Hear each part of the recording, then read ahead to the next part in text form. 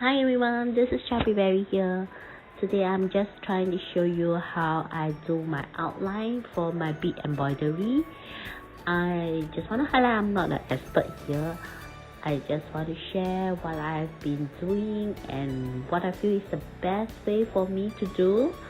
So hopefully it can help those is also starting bead embroidery. So now if you can take a look at it, I'm actually beading the fourth outer layer. So what I'm doing is that because it's in a curve shape, I will bead piece by piece together. So you see that I have actually bead down one piece, and then I will go back again, go through the same bead before I add one more bead on it. That's how I do for the curve shape.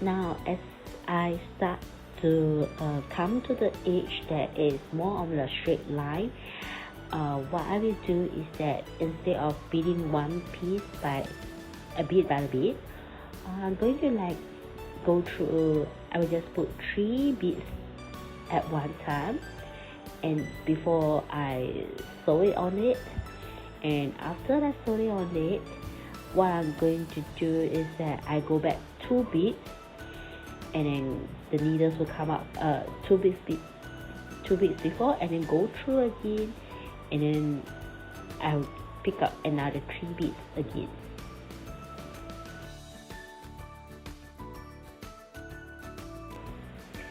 Now as I'm approaching the ends of it, instead of putting 3 beads, you will see I put 2 beads first to measure, does it end at the place that I want to end, or do I need to add one more bead?